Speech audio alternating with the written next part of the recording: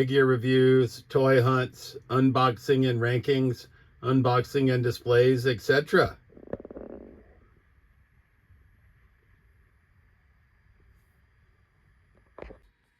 All right. Trolls Toys back at you with episode 36 of Random Figure Review. And these are, as you know, if you've been watching this, we've been a little bit balling on a budget recently, or trying to, or at least doing budget episodes, and we're going to continue. We're going to have first figure represented to be Marvel's Eradicator. This is McFarlane Platinum Edition. I thought this guy was badass. I traded him to my buddy for Series 116 AJ Styles, and I paid like $15 for AJ Styles. So we're going to call Eradicator being $15. We're going to do Royal Guard, Star Wars The Black Series. We got him from Florida Toy Boys, part of a bundle. He was $12.50, but we'll call him $13. We got X-Man for $15, mostly for the Sugar Man Build-A-Figure pieces. We got this Stone Cold WrestleMania figure for $19 from Whatnot. Box is damaged, but we really wanted that Vince McMahon Build-A-Figure head. And I may be sacrilegious, but I really don't give a shit about the Stone Cold that much. And then we got this Masters Universe Thundercats crossover Scale Raw for $18. I only have Battle Cat Man and Panther Man. But for $18, we'll take a look at this Scale Raw. So, most expensive figure in this episode is $19. So, Scale Raw 18, Stone Cold 19, X-Man 15, Royal Guard 13, Eradicator 15. And we'll start out with good old Stone Cold, right? Just because we want to see the head sculpt on that Build-A-Figure Vince McMahon. And I'm happy to be basically two-handed again. I mean, we can take the brace off at home. We got a follow-up appointment next week where I think we'll be done. I'm going to get all of his stuff out off camera anyway, though. All right, before we get into Stone Cold, obviously from Victoria, Texas, height 6'2", weight 252 pounds, career heights, WWE Champion, Intercontinental Champion, World Tag Team Champion. For the third and final time, the Texas Rattlesnake looked to stomp a mud hole in the rock at WrestleMania 19. I believe that is 19. Yes, 19. All right, here's good old Stone Cold out of the package. He comes us with Fist of Fury. Stone Cold Steve Austin, right? Got the skull on the back. Signature knee braces, double knee braces. I'm not a big Stone Cold guy. I think I liked him better when he was Stunning Steve. Wasn't really a big ringmaster guy, but you know, him and Flying Brian I liked together. He also comes with gripping hands, and he comes with pointer fingers.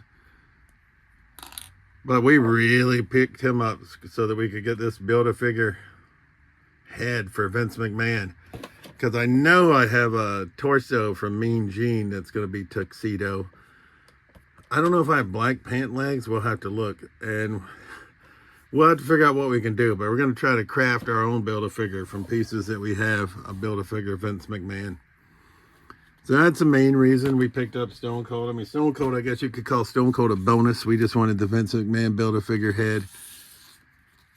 I don't know if $19 was a good price or not, but that's what I paid.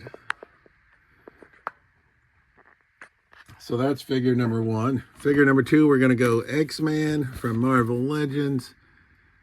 When is he from? I always struggle. 2020. Build-A-Figure Sugar Man. Nate Gray travels between dimensions armed with astonishing psychic powers. And like I said, I don't know the lore.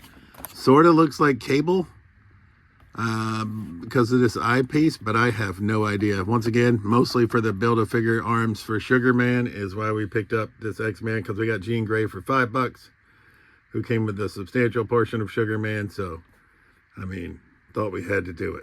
All right, once again, don't know the lore of X-Man. Don't know if he's going to stay with us. Double-jointed pinned knees, double-jointed pinned elbows, right? He is an older Marvel legend. Like, once again, don't know the lore. Looks sort of Cable-esque with this eye thing going on. I have no idea. I don't really read comics. I just am suckered by the Marvel Build-A-Figures, right? And Sugar Man was one I had no desire to build, but then we got Jean Grey for $5. who came with basically Sugar Man's gigantic head. So I figured I would give it a whirl. X-Man, once again, honestly, probably not going to stay in the collection. He's more of a bonus, like Stone Cold. We'll probably trade these to our local toy store and just keep the Build-A-Figure pieces. That's the main reasons that these two are coming into the collection, albeit maybe temporarily. And I don't have any figure stands, and X-Man is not wanting to cooperate with standing up. All right, to hell with it. We're just going to lay him down. But this is why we got X-Man, for the arms for Sugar Man Build-A-Figure. Right, so he came with those. So that's figure number 2. He was 15 bucks. I'm not all in on Black Series, but I always liked the way that the Royal Guard looked. So that's who we're going with next. Resplendent in crimson robes and armor, the Imperial Royal Guard protected the Emperor. Secrecy shrouded the Guard, with rumors abounding that the Sentinels' backgrounds and combat capabilities. All right, I suppose if we had 2 Royal Guards we could pick, but he comes with the smallest blaster that I've ever seen. And then, once again, been a while, but I'm going to call it a gaff. I don't know what its technical term is. It's not a gaff, but baton, right? That's probably how we're going to display him. Cloth goods. He is badass looking. Like I said, that's why I always wanted a Royal Guard.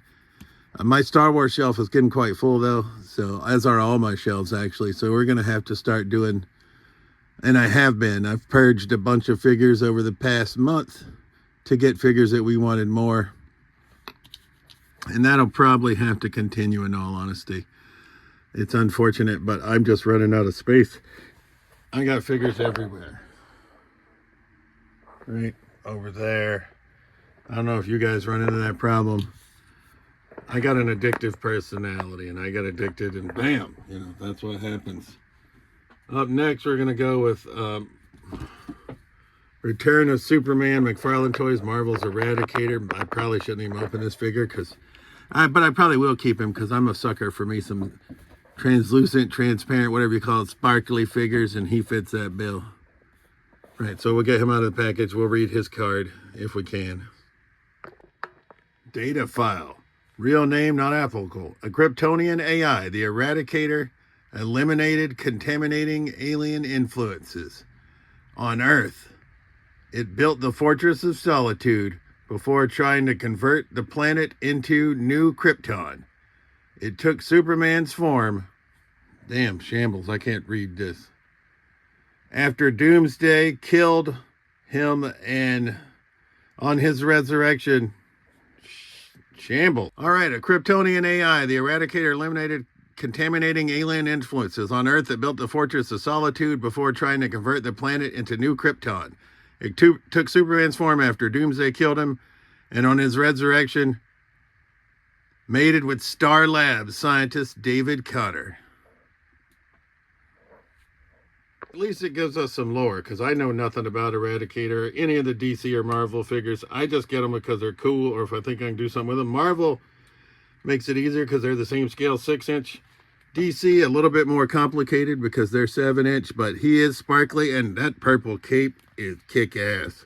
So, yeah, I'm happy we got the Eradicator. He ain't going nowhere. I just like the way he looks. I don't know who the hell he is. Don't really care. Probably just go on the random badasses shelf. Sparkly badass.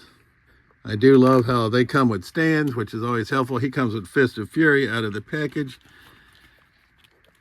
His torso is a little strange, though, I gotta say. Maybe it's not pegged in all the way. There we go. I think maybe I almost pulled him apart when I was taking him out of the package. Superman AI with sunglasses. And sparkly, and he comes with open hands because he comes with Fist of Fury out of the package. And the lower card is helpful because I didn't know who he was, but I like him. So that's 4 figures. We got 1 left, and it's going to be Masters of the Universe crossover with Thundercats Skell-Ra. And it says, Skeletor discovered the mysterious black pyramids on Eternia. Now with the strength of Mum-Ra granted to him by the ancient spirits of evil, Skell-Ra, the ever-living, comes after the power of Grayskull, and he's more dangerous than ever before. So you can make him Mumra or Skeletor, depending upon what you like. He comes with alternate heads, 2 character cards, it says. We do have Battle Cat Man, and we have Panther Man and our pile of loot from BBTS.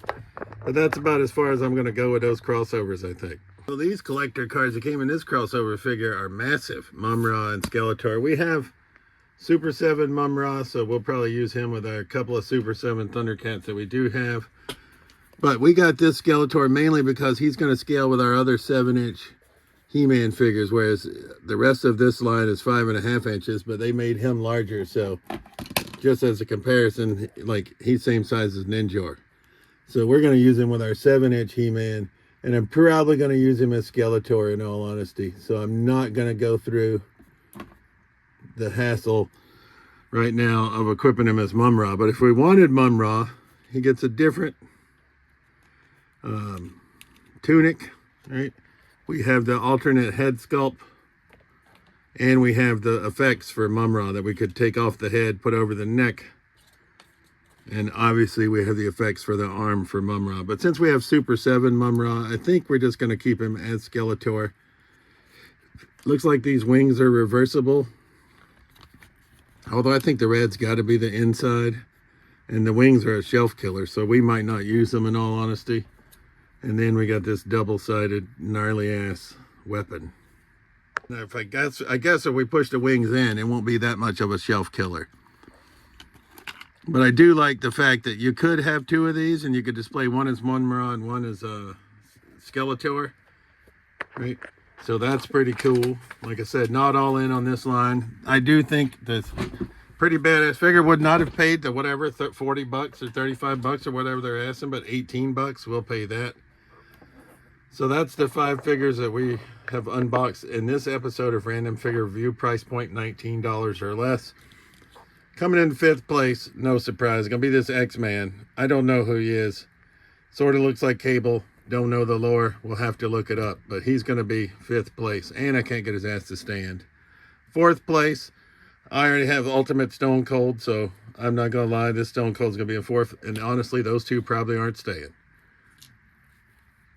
3rd place, we're going to go with the Royal Guard. I love the cloth goods. I think they always looked badass in the movies. So happy to add one. And 1st place is tough.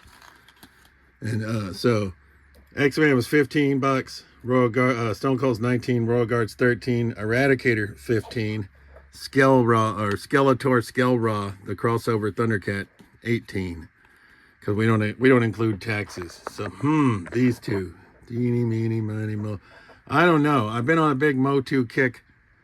I think I'm going to go Skell-Ra as number 1, right? I know it wasn't popular. It's on clearance. We're going to have Eradicator at number 2, but it's really close.